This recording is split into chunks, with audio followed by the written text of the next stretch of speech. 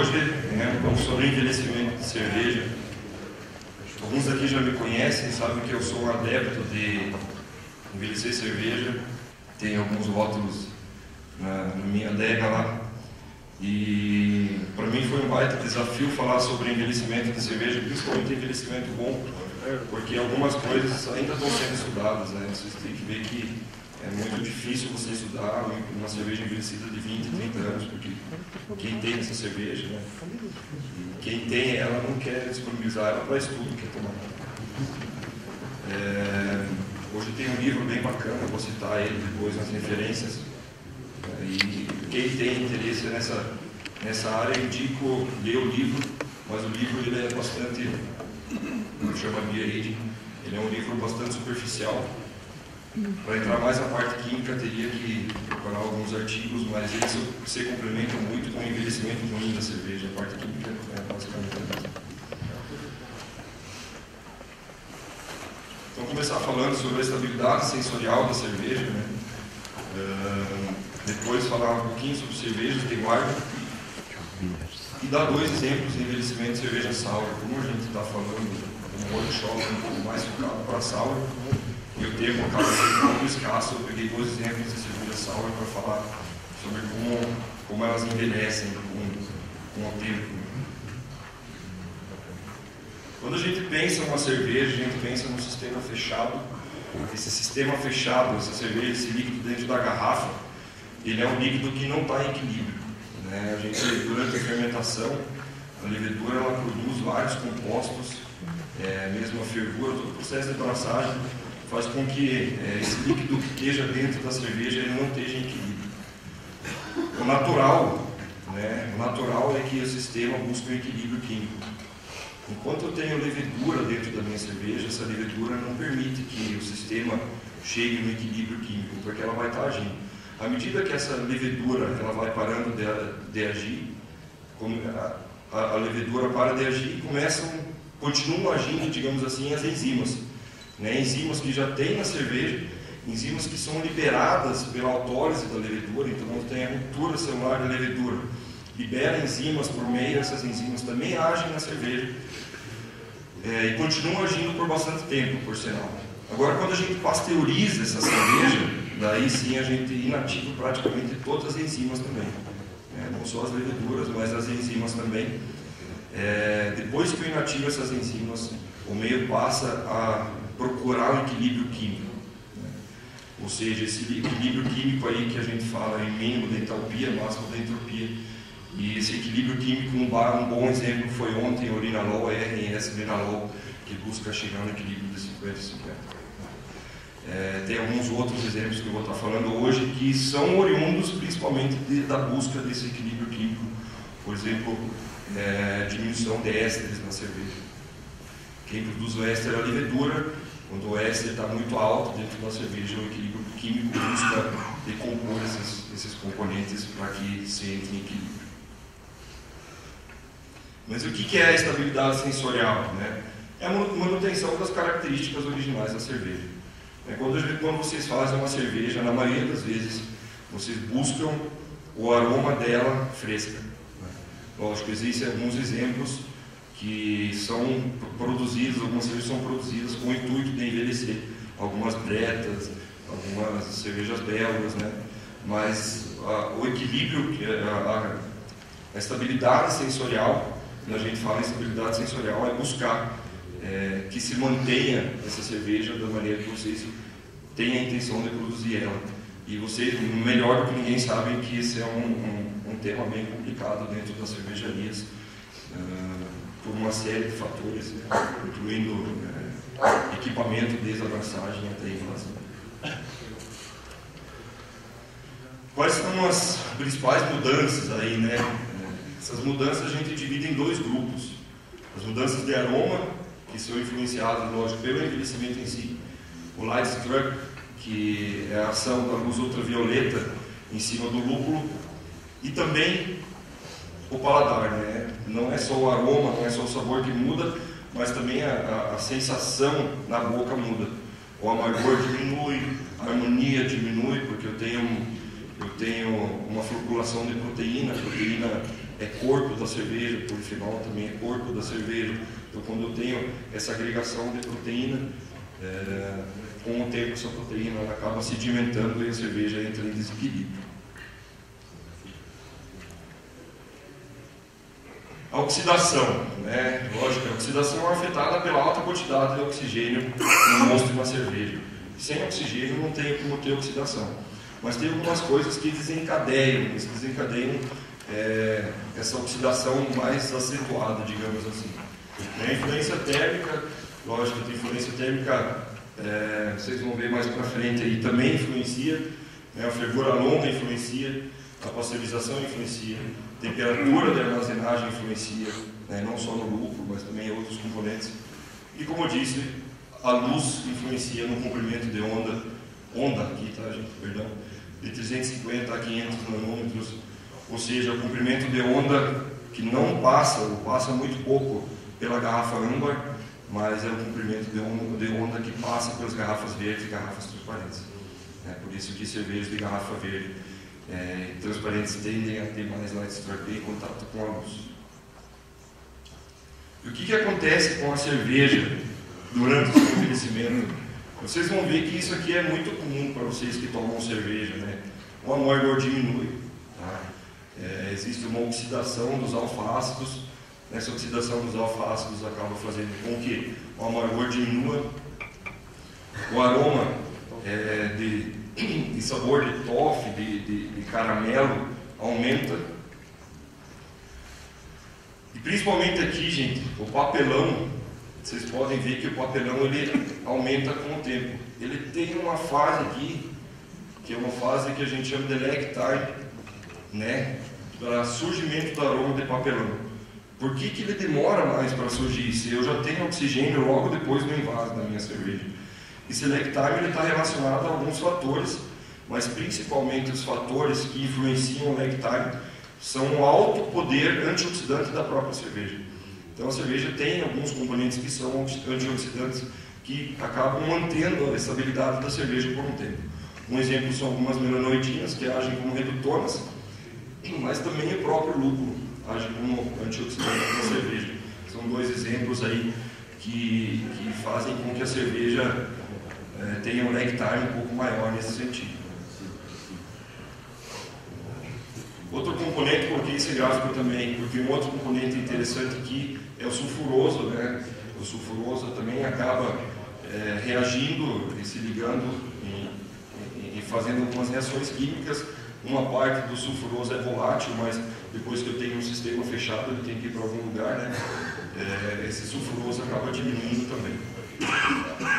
Aqui no final, vocês podem ver que esse aroma de sherry, né, aroma de vinho do Porto, esses aromas também começam a surgir. São aromas que eu vou falar mais para frente relacionados às melanoidinas. Então, falar um pouco de oxigênio, né? Como eu falei, eu vou dar uma pincelada aqui. Tem bastante material.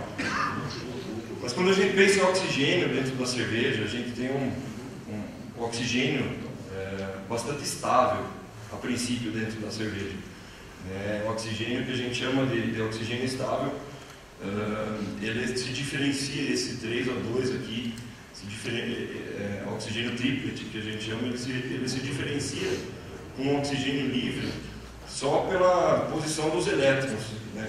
Então é muito tênue essa divisão dos dois, digamos assim. Mas ele estável, ele não influencia praticamente nada na tua cerveja. O problema é que a cerveja, nosso processo na cerveja, catalisa a transformação do oxigênio estável em oxigênio livre e outros radicais livres, né? O que catalisa isso? Energia, luz, né? Íons, ferro e cobre agem liberando formas mais ativas de oxigênio, são o que a gente chama de reações de Fenton e Haber-Weiss. Quem vai falar um pouco mais dessa reação de Fenton também é o Rafa da Prozin, então não vou me ater muito nisso para não ficar duplicada a apresentação, digamos assim. Mas aqui o exemplo, né? Pode ver que eu tenho aqui o meu oxigênio no estado estável e vai liberando aqui alguns radicais livres, e esses radicais livres vão afetar a cerveja. Para quem eu estou falando de radicais livres, para quem não sabe o que é radicais livres, é o mesmo que fala, radicais livres faz mal para o corpo humano, por isso tem que tomar vinho, que tem taninos, que se prestam com radicais livres. Essa não é baboseiro, mas vale para cerveja também. Tá? Então, cerveja tem polifenóis, tem taninos, dá para tomar também, tem esse lado medicinal a cerveja. E a concentração de radicais livres, então, como eu disse, está relacionada ao aumento da concentração de ferro e cobre dentro da cerveja, aumento da concentração de oxigênio, logicamente. Quem já trabalhou, quem trabalha em cervejarias grandes, sabe que as cervejarias grandes fazem uma desaeração da água antes da mistura. É muito pouco comum em micro cervejarias. Eu estou estudando esse tema já faz uns 3 meses, e nesses 3 meses eu fiz algumas visitas. De todas as visitas que eu fiz, nenhuma micro cervejaria, se não me engano, nenhuma faz desaeração da água de mistura. Ou seja, a minha água de mistura vai com oxigênio incorporado. Esse oxigênio, lógico, um desaerador muito caro. Você consegue diminuir esse oxigênio fervendo a água antes. Então, lógico, acarreta em custo de calor e tal, mas a fervura da água um dia antes diminui bastante o oxigênio que está inserido dentro da tua água de mistura. E esses radicais livres, então, eles vão reagir com vários compostos, desde o etanol, alguns açúcares, isomulonas, que são os isoalfácidos, polifenóis, álcool, os álcools superiores também, ácidos graxos e etc. A primeira reação que acontece com os radicais livres é uma reação que acontece com o próprio etanol. É o componente mais abundante dentro da nossa cerveja. Como ele é o componente mais abundante, lógico, a primeira reação que vai acontecer é com o etanol. Ele vai oxidar uma parte do etanol, vai formar acetaldeído. Mas o mais importante é que ele não consome o radical livre, ele consome uma forma, mas ele forma outra. Então ele continua tendo radical livre. Então, o álcool não age como antioxidante, digamos assim, na cerveja. E que eu posso fazer para minimizar essa formação de radicais livres, como eu falei, ter baixos níveis de oxigênio, existe a possibilidade de utilizar antioxidantes. Novamente, a Prozinho vai falar sobre isso. Hoje está disponível para as micro cervejarias essas soluções tecnológicas. Antigamente era uma coisa muito mais para grandes cervejarias. Hoje essas soluções estão disponíveis para micro cervejarias, inclusive em volumes menores, o que não acarreta tanto problema no fluxo de caixa, digamos assim, da cervejaria, e manter as temperaturas baixas. As temperaturas altas, elas acabam desencadeando reações químicas muito mais rapidamente. Um exemplo é aqui, o frescor da cerveja, um gráfico de frescor da cerveja e tempo de invase.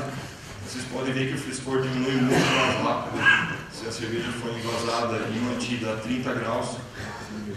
A 21 graus, pode ver que já demora mais tempo. E se você deixa por um tempo a 4 graus, mesmo você aumentando a temperatura, voltando para 4 graus, por um tempo pode ver que a cadeia fria mantém o frescor da cerveja por mais tempo.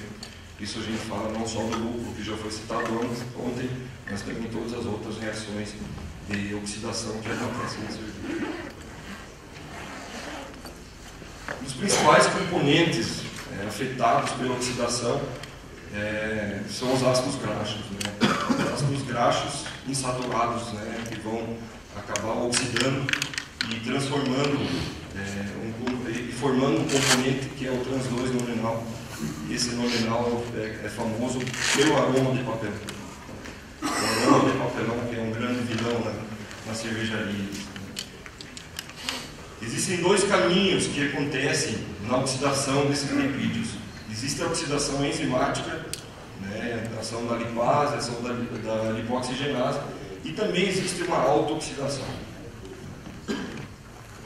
Então aqui os 2 caminhos, você tem o lipídio, o ácido graxo insaturado, tem a ação da lipase, tem a ação da lipoxigenase, a oxidação, formando o trans-2 nominal, mas também existe o caminho não enzimático, a autooxidação, acontece na fervura.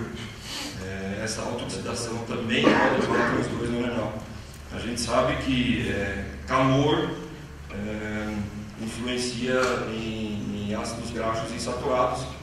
Um exemplo é, por exemplo, se você pegar um óleo de soja e fritar por muito tempo, depois que você esfria, ele faz uma camada grossa em cima. Essa camada grossa foi um ácido graxo insaturado que se tornou saturado. A temperatura afeta diretamente também o ácido graxo.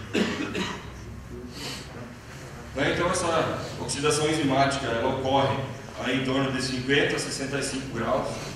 Então a temperatura que na maioria das vezes a gente trabalha na cervejaria, a lipoxigenase vai estar agindo. É muito difícil você não agir. Lógico, em grandes cervejarias existe uma tendência de estar trabalhando com misturas acima de 65 graus Celsius. Os maltes hoje em dia já estão modificados para tal, mas grandes cervejarias usam enzimas também. Então as proteases, as beta-glucanases, elas ainda têm ação em temperaturas mais elevadas. As proteases beta-glucanases de origem bacteriana, né, que são as que a gente consegue comprar no mercado. Então, muitas cervejarias fazem mistura acima de 65 graus para inibir também a ação de lipoxigenases e lipases. E lógico, reduzir a incorporação de oxigênio. Quando a gente fala em reduzir a incorporação de oxigênio, não é só a água desaerada, mas também pá de mistura vigorosa, né? Tem, como é que se fala? Liquidificador, né? Então, tem cervejaria que tem liquidificador, não tem mistura, né? Quando a gente fala em cavitação de bomba, né? Lógico, quanto mais alta a temperatura, menor a incorporação de oxigênio, mas a temperatura de mistura é uma temperatura que o oxigênio ainda incorpora bastante na cerveja. Então são coisas que a gente precisa ter em mente na hora de produzir a cerveja, quando a gente tem problema com oxidação. Então aqui só o caminho, né, mostrando o lipídio, a ação da lipoxigenase e a formação de trans 2-nonenal.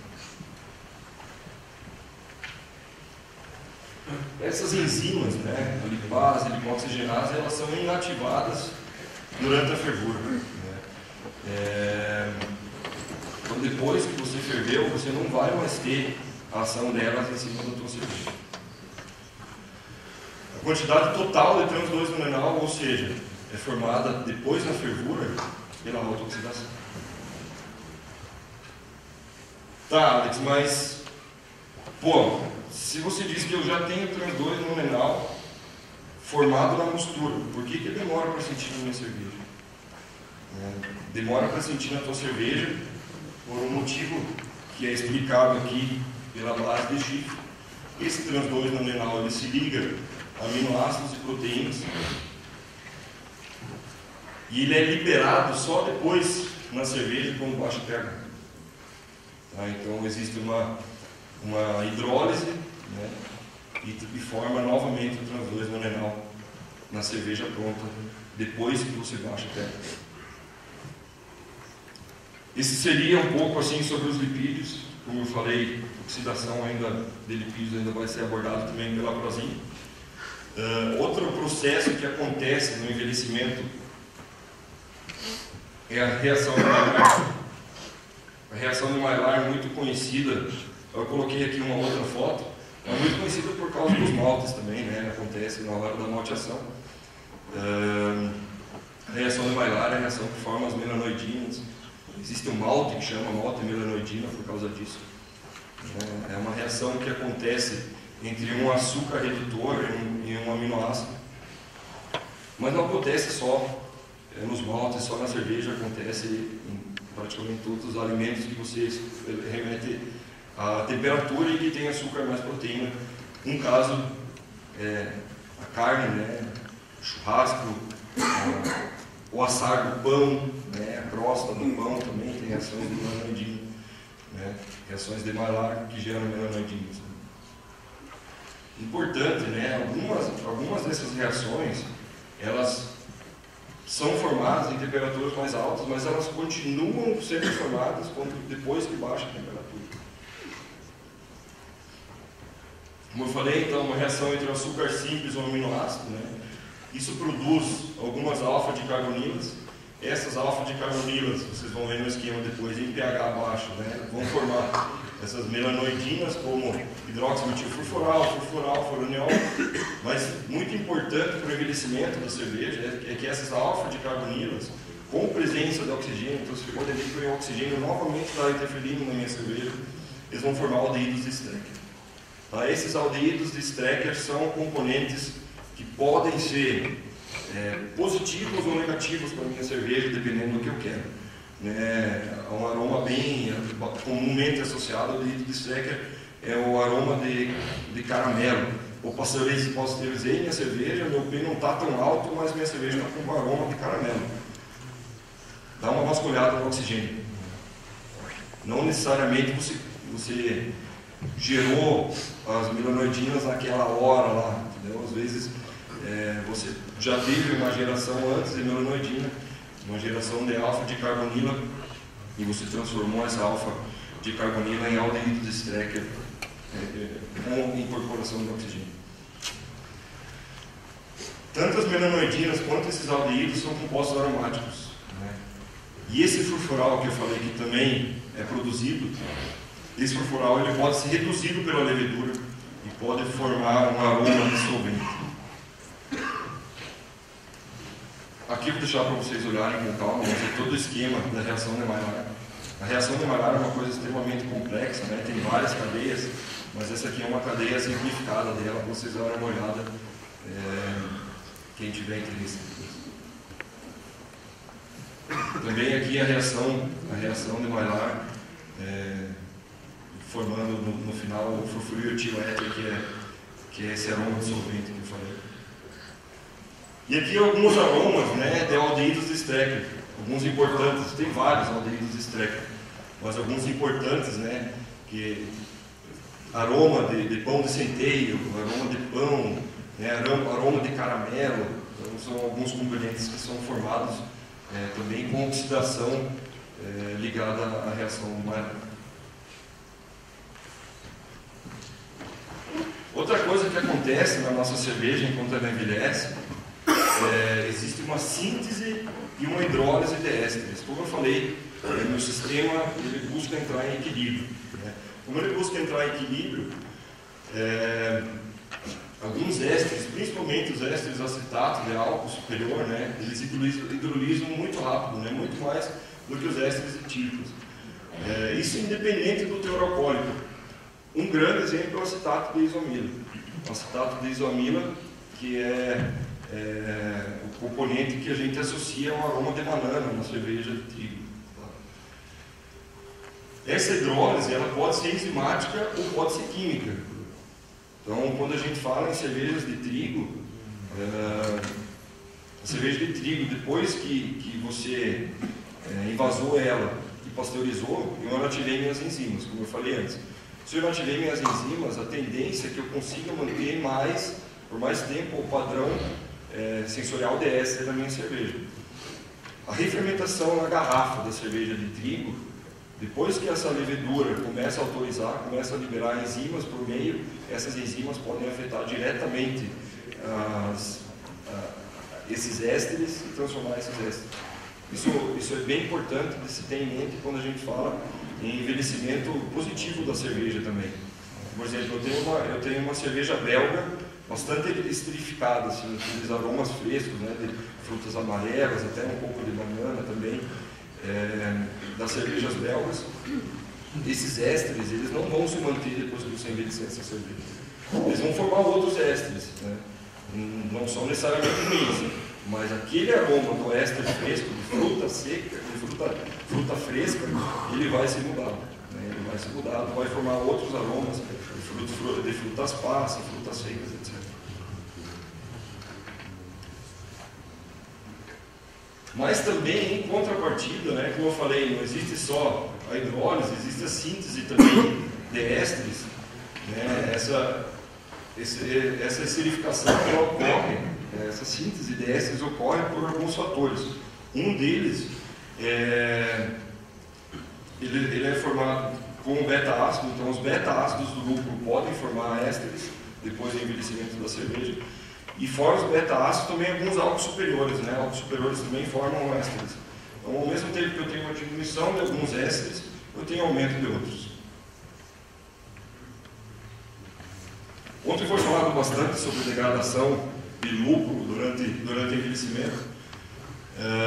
Além dos componentes aromáticos, né, também os compostos de amargor da minha cerveja vão estar oxidando esses compostos de amargor, por isso que diminui o amargor da minha cerveja enquanto ela envelhece. Então, as isomulonas também sofrem com oxidação. E essa oxidação vai fazer com que o amargor da minha cerveja diminua. Eu vou entrar muito na questão aromática do lúpulo envelhecimento, porque foi abordado ontem. Passando um pouco agora na parte química, que não necessariamente é chata, é bastante importante, mas falar um pouco mais prático assim, sobre o envelhecimento da cerveja. Isso aqui é uma foto do Culminator em Antuérpia. Para mim, uma referência para tomar cervejas envelhecidas. Quem estiver planejando uma viagem para a Europa, eu sugiro passar por lá, porque o senhorzinho lá está pela boa já. E, por sinal, acho que estava fechado o Culminator por um tempo atrás, porque não estava muito bem das pernas. Reabriu, mas existe o risco de chegar lá e ele está fechado, né? Mas, mesmo assim, vale muito a pena. Ele tem cervejas de 30, 40 anos lá, disponíveis para compra, e cervejas com valores bem acessíveis. Para vocês terem uma ideia, não sei se alguém já ouviu falar em Thomas Hard's Ale. Thomas Hard's Ale é hoje uma das cervejas mais difíceis de se encontrar. É uma cerveja com alto potencial de guarda. Eu comprei uma Thomas Hard's Ale ano 83 lá, paguei 30 euros. Uma pechincha. Tá, Alex, por que envelhecer cerveja, né?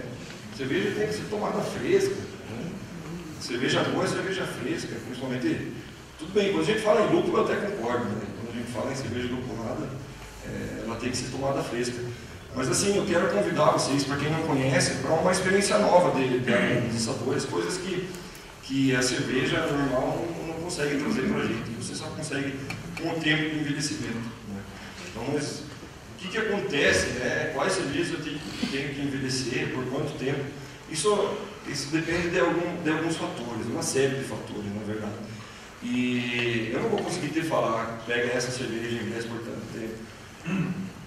Vocês, quem tem interesse, vai ver que tem que ir atrás, tem que fazer testes, lógico, mas vocês vão, depois dessa palestra, vocês vão ter algum norte, né? Vocês vão ter uma ideia de quais serviços têm potencial maior, quais têm potencial menor de envelhecimento. Por que do envelhecimento, né? Os resultados, diferente do vinho, eles têm uma repetibilidade bem grande. O vinho não, o vinho ele tem uma repetibilidade para envelhecimento menor. Então, quando você abre uma garrafa de vinho envelhecida, é sempre aquela questão assim, tá bom, ano tal, safra tal. Na cerveja não, se você fizer a mesma cerveja todo ano e colocar para envelhecer, ela vai envelhecer muito, muito parecido.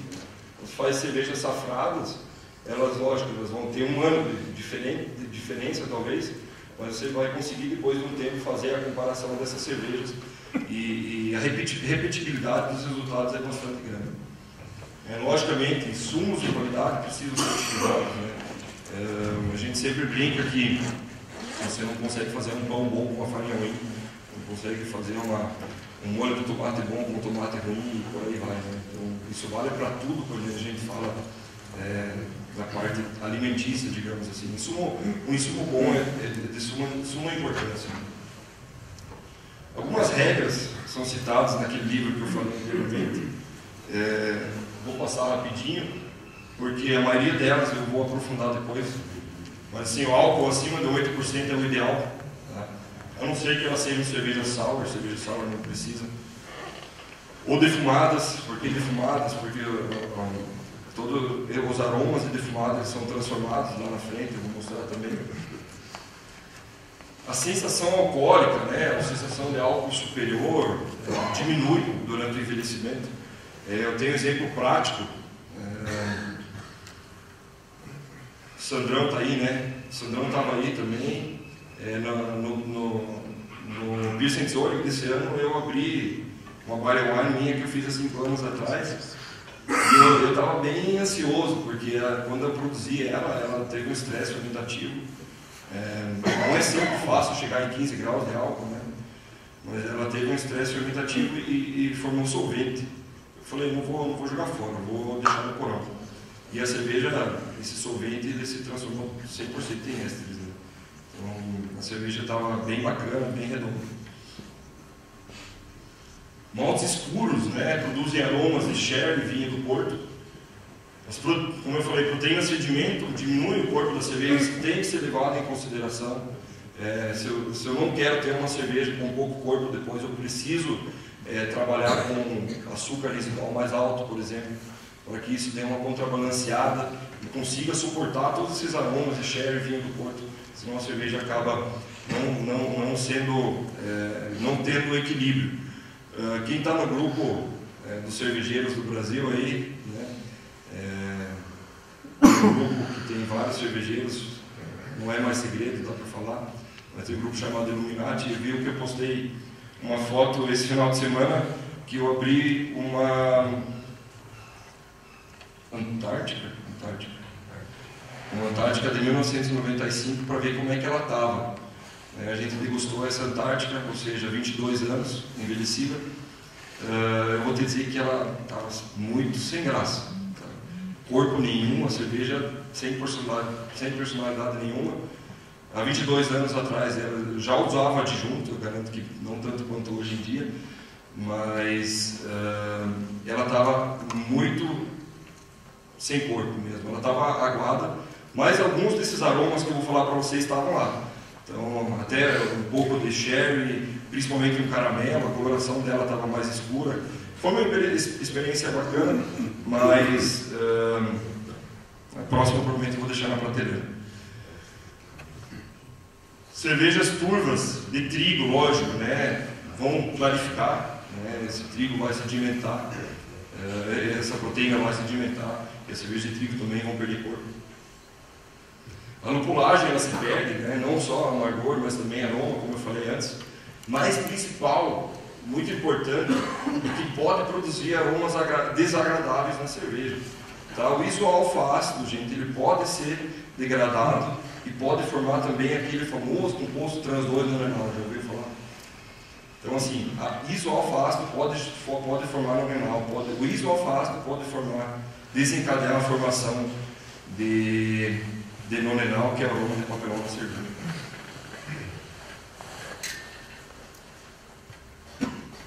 Os ésteres vão embora, como eu falei, né? Os fenóis, como pimenta, cravo, ou defumado, como eu falei antes também, esses fenóis, eles se desenvolvem, criam aromas de baunilha, couro, tabaco. Né? Então, algumas cervejas do tipo saison, depois envelhecidas, vocês vão perceber que ela fresca, ela tem bastante fenol, depois que ela envelhece, ela começa a criar esses aromas de couro, aroma de tabaco, associado ao aroma da autólise de levedura, que esse aroma da autólise de levedura também tende a formar um pouco de couro, uma coisa um pouco mais animalesca até, um aroma de mofo, que não necessariamente é ruim, pode trazer características bem interessantes para as saisons. Os aromas de madeira, então você vê hoje está muito em voga, assim, né? Envelhecimento em madeira. Os aromas da madeira em cervejas envelhecidas, elas são muito estáveis. Também tem que ser considerado, tem que ser levado em consideração, porque com o tempo de envelhecimento pode ser que esses aromas se tornem tão intensos por estarem estáveis que entram em desequilíbrio.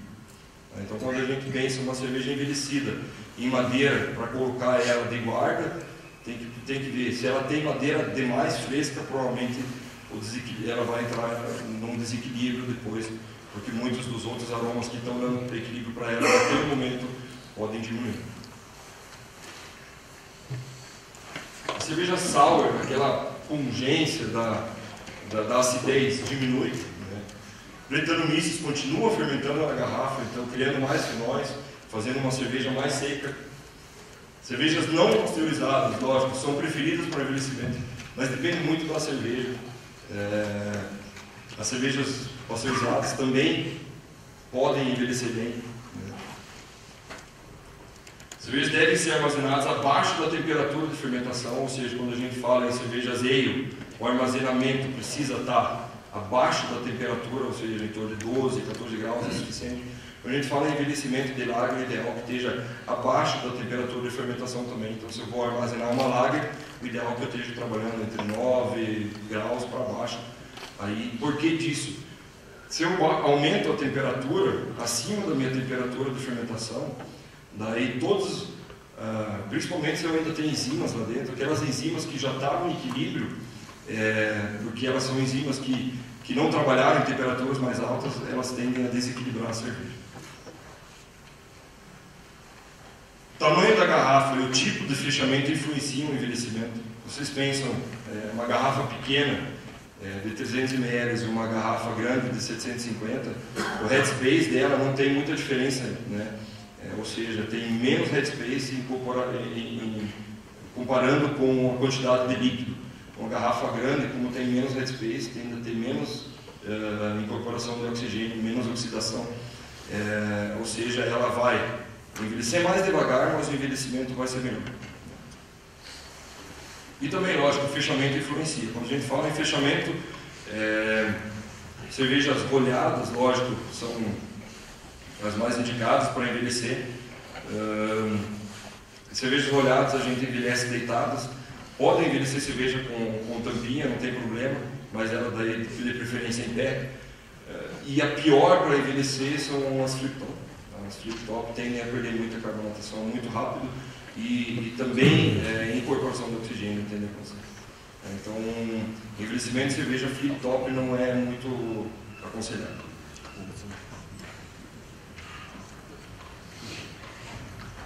Então, determinando, né, qual que é o potencial de envelhecimento da minha cerveja, depende de alguns fatores, principalmente malte, lúpulo, álcool, ésteres e fenóis, a madeira em si, a oxidação, de novo falando de oxidação, né, e a microbiota, lógico, os micro-organismos que eu tenho na minha cerveja.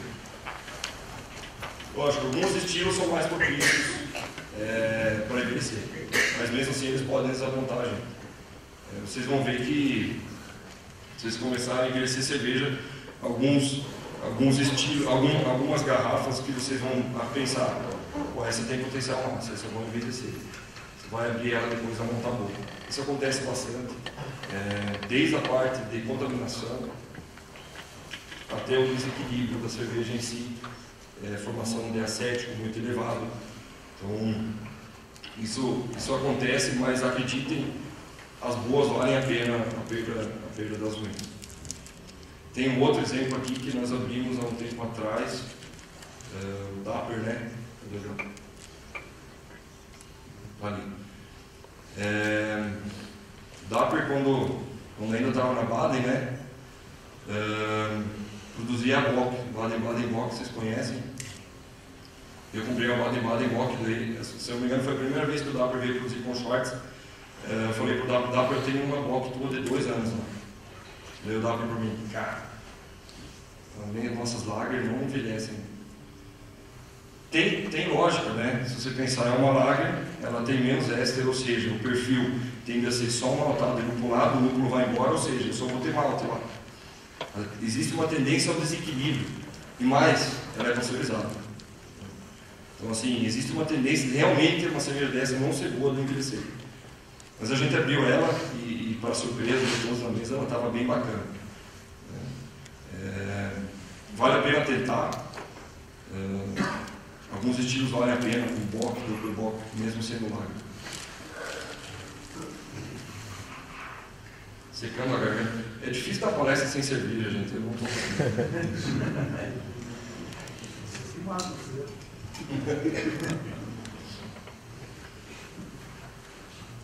Falar um pouco então sobre o malte, né?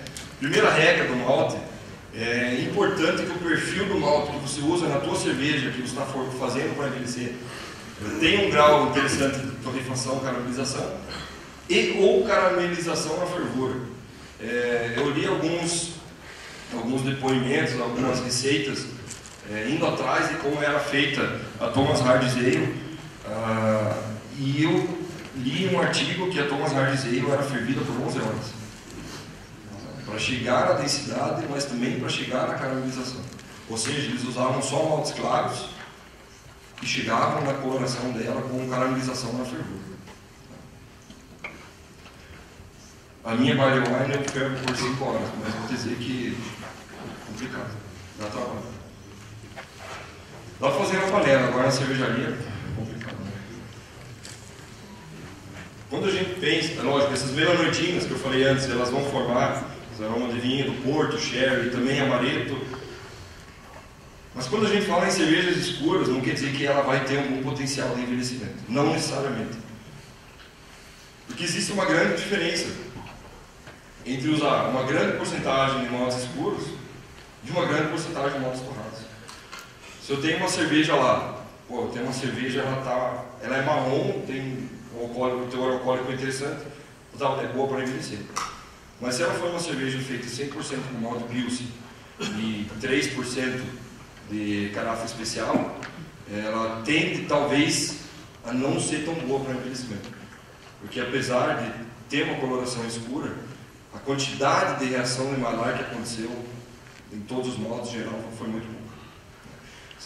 Lógico, quando você toma a cerveja, em alguns casos você consegue perceber. A complexidade maltada é formada pelas reações de malar. Uma cerveja que tem uma complexidade maltada tende a envelhecer melhor, mas não necessariamente uma cerveja escura é uma cerveja que vai envelhecer bem. E lógico, a caramelização da fervura também pode ser uma coisa boa, vai formar as melanoidinas na fervura, e essas melanoidinas também podem trazer compostos interessantes depois na minha cerveja. Bem legal também, quando a gente fala em oxigênio, a refermentação consome oxigênio, por isso também as cervejas refermentadas são mais indicadas para envelhecer. Mas cervejas claras, principalmente para cervejas claras, como eu falei, as melanoidinas, elas têm um poder antioxidante, agem como redutoras, tem poder antioxidante. Se eu não tenho melanoidinas, eu vou ter um poder antioxidante menor. Uma cerveja bem legal de envelhecer é a dupla, uma cerveja clara.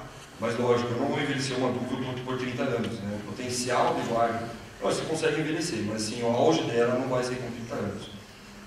Esses dias eu abri uma com 5, estava bem massa.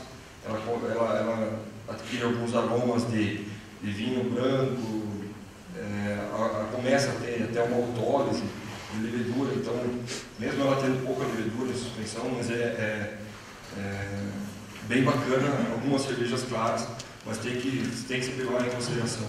O período de envelhecimento dessas cervejas é menor.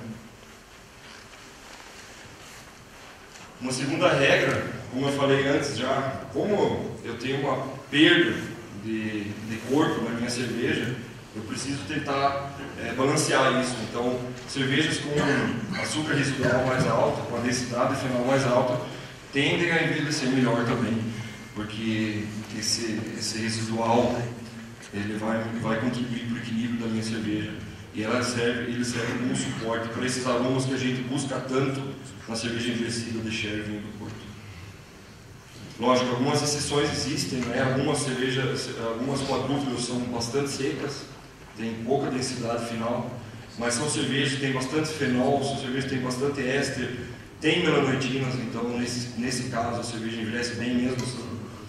E lógico, algumas cervejas que o perfil que se busca não é maltado, Inclusive a cerveja que nós estamos produzindo ontem e hoje, a Berliner Weisse, é uma cerveja de alto potencial de guarda, é uma sour, que não tem perfil maltado, mas refermentada com Brettanomyces, então ela tende a ter um potencial de guarda bastante bom.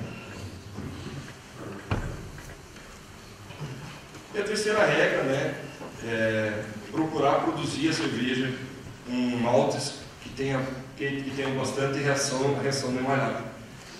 Um exemplo aqui para maltes base, usar Viena e Munique, então são maltes mais escuros, que têm uma reação de malar mais intensa, Talvez usar maltes com teor de lipídio mais baixo, né? Como eu falei anteriormente, lipídio gera transdose no renal, então malte com teor de lipídio mais baixo também é mais propício para cervejas envelhecidas. É muito conhecido por ter teor de lipídio mais baixo, são maltes da cevada Maris Otter. E lógico, né, gente, usar os maltes frescos e de preferência moído fresco. Se eu moo o meu malte com antecedência, eu tenho uma exposição do meu germe, o meu germe é rico em lipídio, eu já tenho ação da lipoxigenase no meu germe antes de entrar na minha musculatura. Então, é bem importante que o malte seja o mais fresco possível.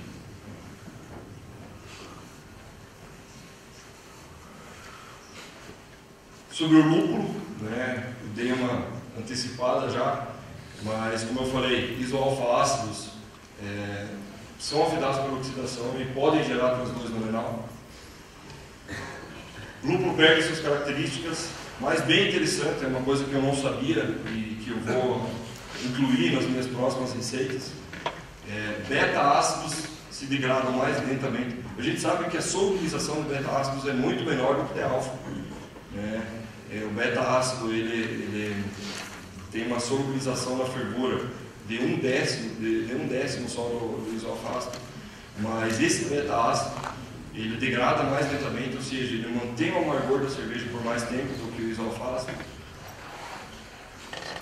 mas a degradação dele pode gerar ésteres. Esses ésteres têm aquele caráter de vinho, né? Vinho, de mofo, e esses ésteres contribuem com trazendo complexidade para a cerveja. A Bailão que a gente provou ontem tinha um pouco essa característica de vinho, então muito possivelmente influenciado pelos beta-ácidos. Foram usados lúpulos alemães, no Bailão que a gente provou ontem, e lúpulos aromáticos alemães são conhecidos por ter uma relação beta-alfa mais alta.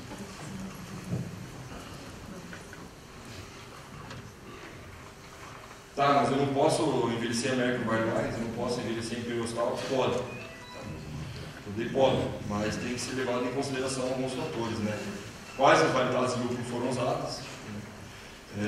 Potencial de envelhecimento é mais curto dessas cervejas. Quais foram os maltes que foram utilizados? E também, lógico, de novo a incorporação de oxigênio afeta muito aí essa degradação não desejada. Coloquei um exemplo aqui de uma cerveja, a Pliny de Elder, vocês devem conhecer. O que eu achei legal é que ele em volta aqui ele faz um texto. O que está escrito nesse texto está escrito aqui, eu vou selecionei só uma parte. Se você precisa, sente ou choque ovos e não a Pliny. Ou seja, quando a gente fala em cerveja lupulada, quando eu quero o frescor do lúpulo, ela precisa ser tomada o mais fresca possível.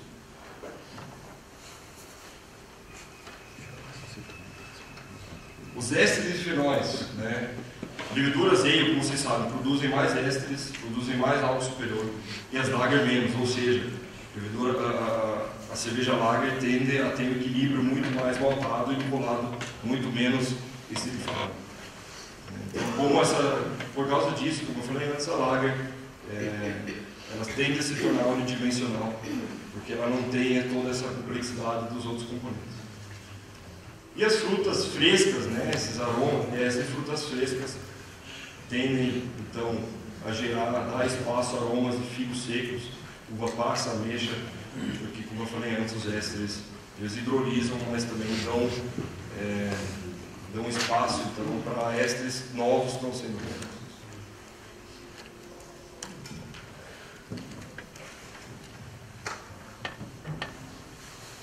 Outro subproduto, né, da fermentação importante são os fenóis. Como eu falei, fenóis como cravo e picantes, eles se desenvolvem para aromas adocicados, de baunilha, e o aroma defumado envolve para aroma de tabaco e couro. Por isso que cervejas defumadas têm um potencial interessante de envelhecimento também. Um exemplo de cerveja que tem bastante fenol quando fresca e uma cerveja bastante bacana para envelhecimento é a Schneider Aventinus. Como muitas vezes os fenóis que eu tenho na cerveja fresca, elas são degradados, essa cerveja também pode ficar desequilibrada. Então vocês podem ver que todos os pontos que eu estou falando aqui têm prós e contras, né? Precisa-se procurar um equilíbrio para conseguir chegar numa cerveja aí com potencial igual a envelhecimento. O álcool, né, além do etanol, tem vários álcools superiores na cerveja, principalmente cerveja azeite. E esses álcools superiores também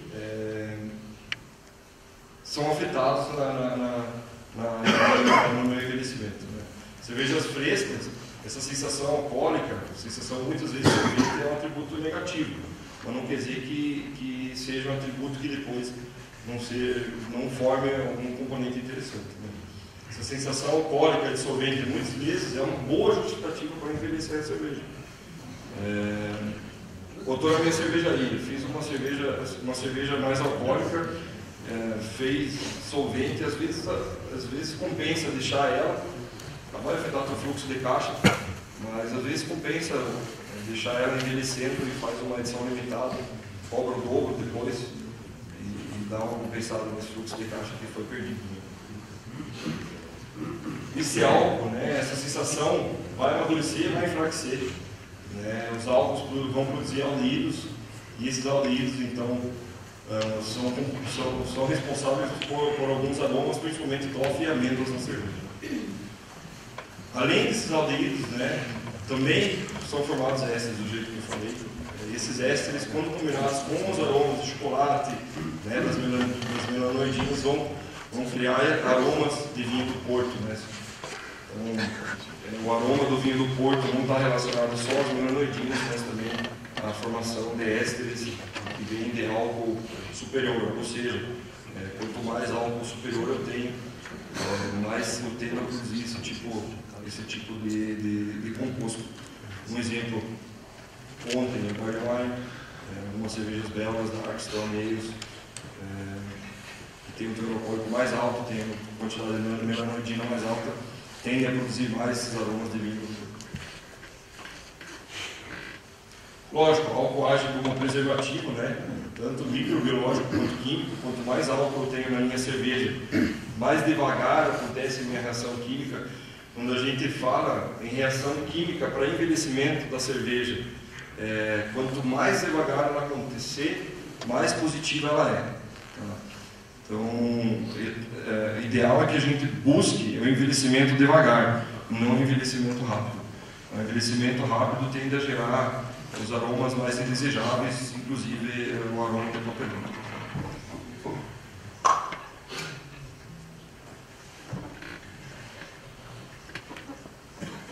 Aí embaixo, contra-rótulo da Thomas Hardy's Ale, só dizendo, né, mostrando que a cerveja, essa cerveja melhora se mantida a temperatura de 55 graus Fahrenheit, alguém sabe quanto que é graus Celsius? 12,7. Quanto? 12. 12. A temperatura indicada para envelhecer cerveja, e ela melhora por pelo menos 25 anos. Então, hoje já tem, lógico, outros exemplos, mas é uma das primeiras cervejas que colocou no rótulo que a cerveja pode ser envelhecida por 25 anos. Outro fator importante, como eu citei, é a madeira. Eu vou me aprofundar um pouquinho mais nisso, como é uma tendência hoje no Brasil usar madeira. 19 graus, né? Vou falar um pouco mais do que os outros tópicos. 19. A madeira, lógico, antigamente era utilizada não para dar sabor na cerveja. Ela era utilizada com esse fim para vinho, mas para cerveja não. Então, antigamente, os barris de madeira, tem alguns cervejeiros aqui que são dessa época, né, que o barril de madeira era revestido com betume, né, ainda era. Né? Então, o barril de madeira ele servia simplesmente para armazenar a cerveja. Ele era revestido para que a madeira não conferisse nenhum aroma, mas também para evitar vazamento.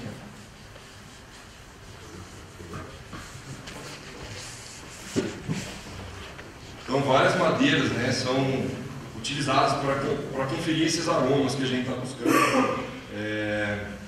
Principal o carvalho, como vocês devem saber, né? Possui, por que o carvalho? Porque ele possui baixa porosidade, ele é pouco resinoso, possui aromas agradáveis e é de fácil manipulação na tabuaria. Então o carvalho ele é o barril mais utilizado para vinho, para whisky e para cerveja, consequentemente também. E o carvalho, né, pode ser dividido principalmente entre carvalho americano, carvalho europeu, principalmente o francês. Características do carvalho francês: ele possui 2,5 vezes mais fenóis e componentes solúveis em água do que o americano.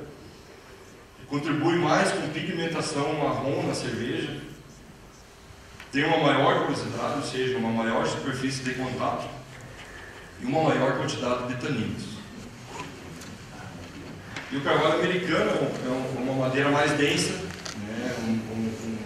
Uma madeira mais pesada, mais robusta, contém mais lactonas, tem menos taninos, porém maior quantidade de fenóis não tânicos e possui um aroma mais intenso de baunilha.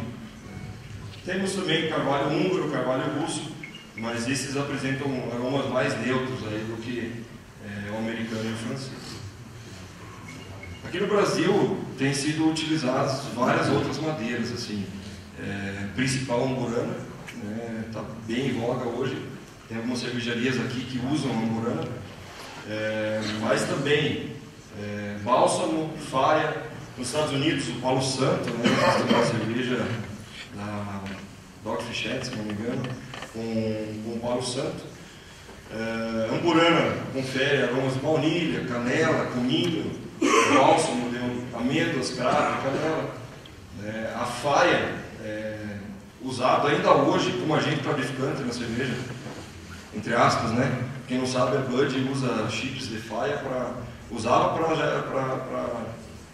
para agir como agente clarificante. Hoje em dia provavelmente não é mais essa a intenção, mas a Budweiser é good age, digamos assim. E o Palo Santo, então, aromas intensos aí de caramelo e baunilha. Quem já teve a oportunidade de cheirar o Palo Santo, ele é utilizado inclusive como incenso na cultura indiana. Então o Palo Santo, se você queima ele exala aromas bem intensos. Como eu falei, no Brasil tem cervejarias que têm usado N tipos de madeira. Lógico que isso é uma cultura bem forte no Brasil, né? A cultura da cachaça. Então a cachaça usa vários tipos de madeira e cervejarias têm experimentando. Acredito que muitos de vocês têm uma experiência bem maior do que eu nesse sentido. Tem muito pouco material e literatura ainda sobre o uso dessas madeiras de cachaça na cerveja. Eu sei que quem fez os experimentos bem interessantes foi o Junqueira. O Junqueira teve um festival de Blumenau que ele estava com vários tipos de madeira e ele blendava na hora a cerveja para você conseguir experimentar a diferença de cada uma delas, que fazia, se não me engano, na Wheat Wine. E quais são, né, os componentes que são extraídos, né? Quais são os principais componentes da minha madeira? Por que ela interage com a minha cerveja? Em maior quantidade, né, a celulose, né, normalmente ela não influencia muito na cerveja. Quando a gente usa Brettanomyces, a Brettanomyces pode consumir a celulose, né, que é o açúcar, mas mesmo assim muito pouco representativo. A hemicelulose, né, durante a tosta, produz uma reação de Maillard também, né, produz melanoidinas, e essas melanoidinas vão conferir sabor e cor à cerveja. A lignina, né, que com o calor, com a tosta do barril, ela gera fenóis voláteis, principalmente vanilina, que é esse aroma de baunilha bem conhecido em barris de bourbon, né? Essa vanilina é o principal composto. Lógico que tem outros, mas esse é o principal. Também taninos, né, que contribuem para a sensação de astringência da cerveja. E lipídios. Os lipídios, as lactonas, são formadas também na tosta, né? Uma quantidade, lógico, quanto maior o lipídio, maior a quantidade de lactona é formada. E essa quantidade aumenta consideravelmente com o impacto térmico. Então, quanto maior a minha tosta, tende a produzir mais lactonas, e elas ficam acima do threshold, né, limiar de percepção. Então, essas lactonas são responsáveis pelos aromas amadeirados, aromas de coco que o barril traz para a cerveja. Então, diferentes graus de tosta, né, influenciam diretamente os aromas que o barril confere à minha cerveja. Então, tosta leve vai trazer um amadeirado, leve, baunilha, tanino, né. Já uma tosta média vai trazer mais baunilha, mais caramelo. Uma tosta pesada, né, uma tosta alta, já traz uns aromas de defumado, torrado e café. Então, vocês podem ver aqui temperatura de tosta do barril, os diferentes aromas, né, diferentes padrões sensoriais que o barril acaba conferindo à cerveja. Falar um pouco sobre oxidação de novo, né? Falei muito pouco sobre oxidação hoje. A oxidação tem 4 efeitos principais no envelhecimento da cerveja, né? Oxidação dos maltes, né? Então oxidação de melanoidinas. A gente fala em armazenamento de cerveja acima de 30 graus Celsius, tende a produzir mais papelão. Quando a gente fala em armazenamento da cerveja abaixo de 20 graus Celsius, tende a produzir mais aromas de caramelo, né?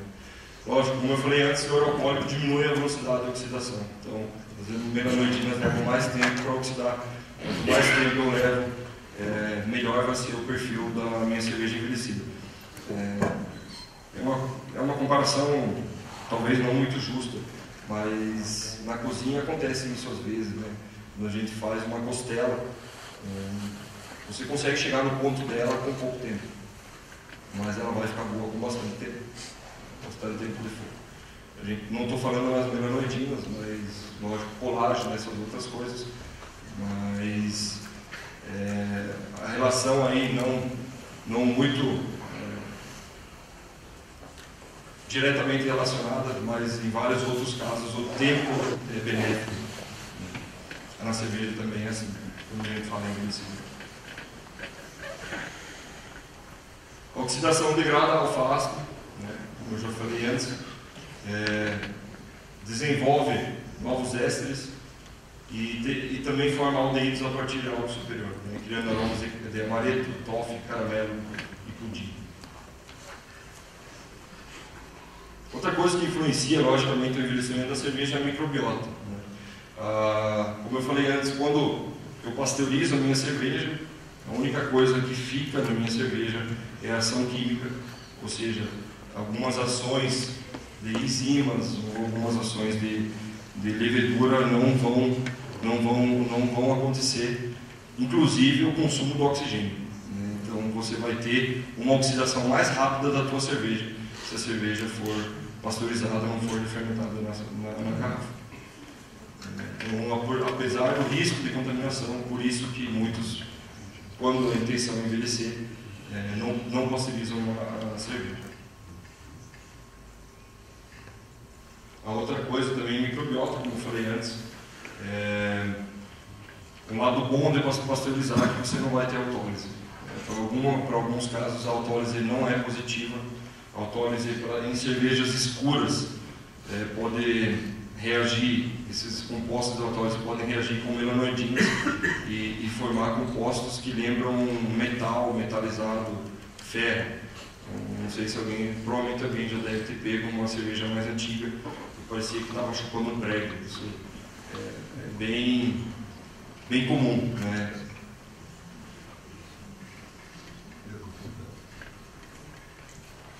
Em brown ales, essa autólise pode levar um sabor de carne enorme, né? Então, trazendo complexidade para a cerveja até. Em cervejas claras como uma guise, a autólise pode gerar aroma de tostado, aroma de avelã. Esses aromas são muito conhecidos em champanhes envelhecidas. Precisam de bastante tempo para serem formados. A autólise é influenciada, lógico, também pelo teor alcoólico e pelo pH da cerveja. Quando a gente fala, então, em micro-organismos, né, os Saccharomyces em si, que é o principal micro-organismo para produzir a nossa cerveja, além dele, a gente usa em algumas sours, que é o tema de hoje, também outros micro-organismos. O Marcelo vai falar um pouco mais sobre isso também. Foi falado um tanto ontem, o Marcelo vai se aprofundar bastante nesse tema, mas eu vou dar uma passada por cima. Eu tenho alguns micro-organismos, né, Lactobacillus, Pediococcus, Acetobacter e também levedura Brettanomyces. Quando a gente fala de Pediococcus e Lactobacillus, eles são os principais formadores de ácido na minha cerveja. Ao contrário do que muitos pensam, Brettanomyces não tende a formar muito ácido. O principal formador de ácido é o Lactobacillus. A ação do Lactobacillus é bem rápida. Então, tanto que a gente acidificou o mosto ontem, hoje o pH já baixou. Então, o Lactobacillus é rápido, o Pediococcus é devagar. O Pediococcus leva até 2 anos para completar o seu ciclo. Então, cervejas que têm Pediococcus, se elas forem envelhecidas jovens, elas tendem a continuar acidificando a tua cerveja. Por isso que quando a gente compra algumas sour, algumas cervejadas, com o tempo elas continuam acidificando.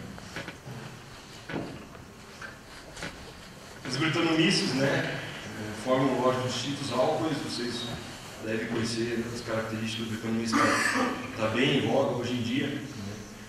Também produz ácido lático, pode produzir ácido acético, principalmente não, só em contato com o oxigênio. Ou seja, quando eu falo em Brettanomyces mais barril de madeira, que é poroso, que tem incorporação de oxigênio, com certeza você vai ter formação de ácido acético. Tem algumas cepas de Brettanomyces que produzem menos, se não me engano o Marcelo vai falar sobre isso depois também. Mas as principais produzem ácido acético em contato com o oxigênio. E bem interessante o uso de breta para refermentação na garrafa, que a Brettanomyces tende a consumir todo o teu oxigênio que tem depois do invase. Então ela pode manter o frescor da tua cerveja por mais tempo. Um exemplo disso é a Orval. A Orval é uma cerveja que tem um frescor de lúpulo, é uma cerveja que tem o dry hopping. Ela mantém esse frescor por mais tempo, porque ela é fermentada com Brettanomyces.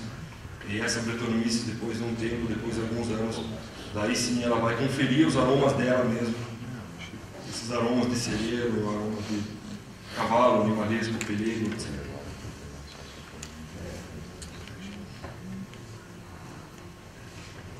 Consequentemente, se eu tenho menos oxigênio livre na minha cerveja, cervejas com Brettanomyces são cervejas que vão formar menos esses outros compostos, né?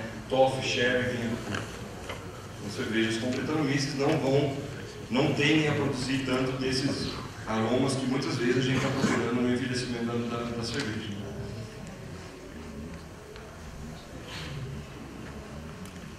Bem legal também que esse Brettanomyces ele produz esses fenóis, né, de couro molhado, de suor de cavalo. Esses subprodutos eles são subprodutos da síntese de alguns ésteres. Então, 4-IP, 4-IG, né, 4-etilfenol, 4-etil-guaiacol vão formar aí 4-vinilfenol, 4-vinil-guaiacol, que são esses aromas de celeiro. Ou seja, se eu tenho uma cerveja que tem mais fenóis antes, por exemplo, uma saison, se eu faço uma saison, um belo saison na fermentação primária e refermento na garrafa com Brettanomyces, acredito que tem uma tendência bem boa a gerar esses aromas de Brettanomyces que a gente procura.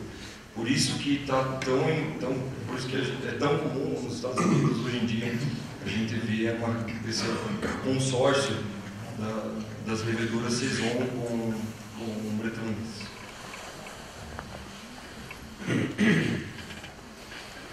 E os acetobacters, né, são bactérias acéticas que normalmente não são utilizadas exclusivamente na cerveja. Se fosse utilizada só ela na cerveja, provavelmente a gente não teria cerveja, a gente teria vinagre, né? Então, o aroma de acético, a quantidade de acético que ela produz é bastante grande. Lógico, precisa de aporte suficiente de oxigênio se você está buscando isso. Muito comum acetobacter em cervejas do estilo Red Flanders Ale, né, o Brown Flanders Ale. Esse acético é produzido com o tempo, né, na madeira, uma madeira porosa, a Red Flanders Ale, ela fica em barris de carvalho, chamam de folheiros, são barris bem grandes, né, e durante o tempo de maturação, então ela acaba criando esses aromas acéticos.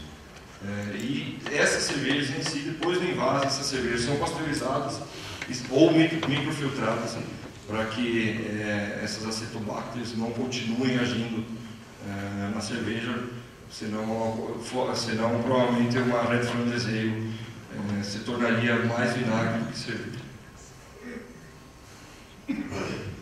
Aqui é só uma tabelinha, né, de alguns micro-organismos e a tolerância ao pH, né? Então a gente pode ver que fungos e leveduras têm uma tolerância maior ao pH, bactérias láticas em terceiro, e daí, lógico, até algumas bactérias que fazem mal para a saúde, né? Como Escherichia coli, algumas Enterobacters aí, tem uma tolerância mais baixa ao pH, ou seja, é um dos motivos que a cerveja não tem como fazer mal para a nossa saúde, né? Volte e meia, quando eu falo com leigos, as pessoas me perguntam: minha cerveja está vencida, vai fazer mal? Não vai. Lógico, a não ser que você veja alguma coisa boiando dentro, a cerveja pode ser tomada vencida.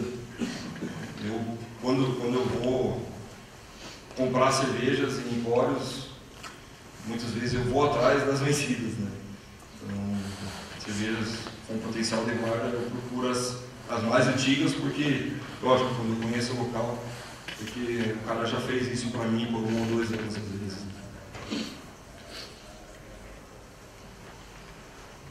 Agora, o último tópico, né, falar sobre 2 exemplos de envelhecimento, falar sobre a Flanders Red Ale. Tem ésteres que remetem a cereja, a morango, tem bastante acidez, né, amargor tânico, lembra até um vinho tinto. Envelhecidas na cervejaria por 1 ano, por barris da madeira, posteriormente blendadas com cervejas jovens e menos ácidas.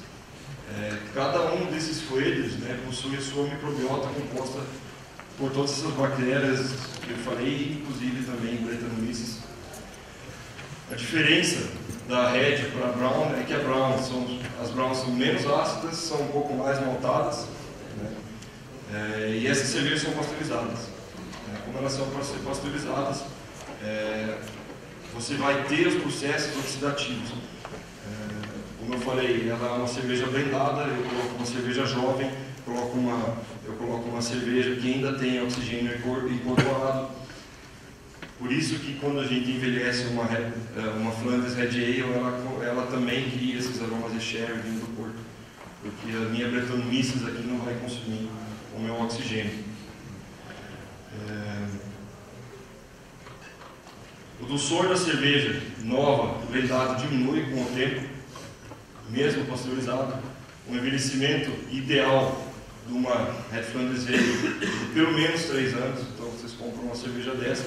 Muitas vezes a gente compra uma cerveja assim, ela já está envelhecida, né? Tem algumas que são safradas, mas os resultados excepcionais podem chegar em até 20 anos.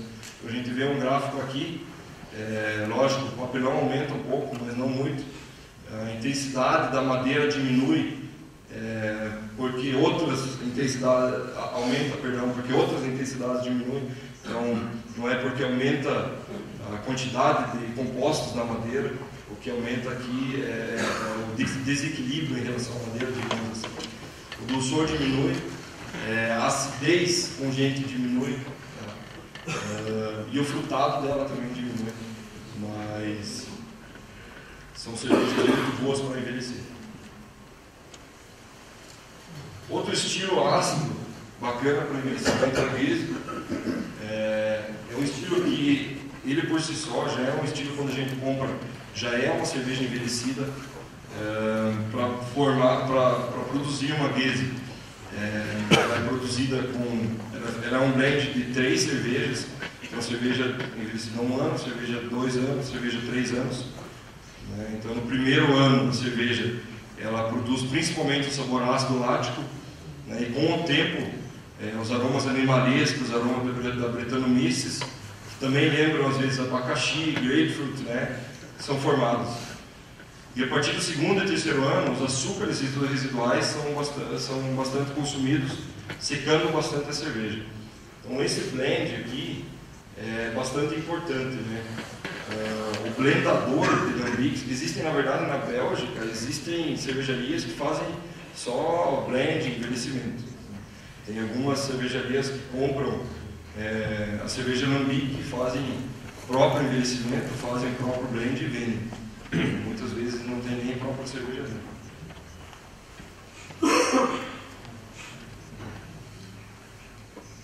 E o blend, lógico, serve para encontrar o equilíbrio entre esses aromas de Brettanomyces, o dulçor da cerveja, para fazer com que essa cerveja seja mais agradável para consumo.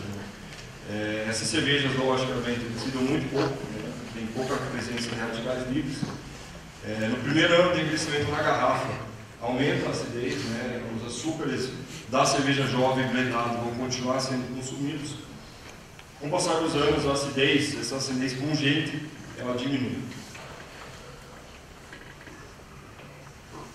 A Guiz, como eu falei, já é considerada uma cerveja envelhecida. Como você consegue enxergar nesses 2 gráficos aqui, uma Guiz fresca, ela tem vários picos de intensidade de sabores, Então, celeiro, sour aqui intenso, frutado intenso. E depois de 10 anos de envelhecimento, você pode ver que, lógico, você ainda tem uma tendência para esses aromas, mas eles são mais equilibrados, digamos assim. Depois de 4 anos, a intensidade ácida da Bretta diminui. Os distintos aromas frutados da Bretta interagem com aromas de couro e madeira. Também aroma de mofo começa a surgir. Esse aroma de mofo proveniente da autólise de levedura. Com 10 anos, praticamente não se sente mais a presença do malte. Diz no livro que o ponto ideal de envelhecimento de uma Guiz é em torno de 7 anos. Mas, após de 20 a 30 anos, ocorre esse efeito Surlai, que acontece nas champanhes, onde a autólise da levedura gera esses aromas de avelã, amêndoa, tostado, que eu honestamente nunca tive o prazer de provar. Mas, se alguém for tomar uma dessas, por favor, não esqueçam da palestra, não esqueçam de me convidar. Sei que esse primeiro horário é um pouco complicado, gente. Tem um pessoal com bastante sono, tem um pessoal que foi no pub ontem, pelo que eu vi. Espero que vocês tenham gostado. Tem muita coisa ainda a ser estudada em cima disso. Como eu falei, quem tem cerveja assim não quer ceder ela para estudos. Então a gente tem muito pouca análise química, são mais análises sensoriais. Eu deixei aqui para vocês as fontes que eu utilizei para montar a palestra. Então, quem tem interesse de ir atrás, tem bastante coisa interessante. Eu tenho mais material, quem tem interesse eu posso mandar para vocês por e-mail também. Parte química é bastante complexa, mas é bastante interessante também. Gente, com isso eu termino a minha palestra, espero que vocês tenham gostado. Convido vocês a envelhecer cerveja e convido vocês a me convidar quando vocês forem tomar. Beleza? Obrigado.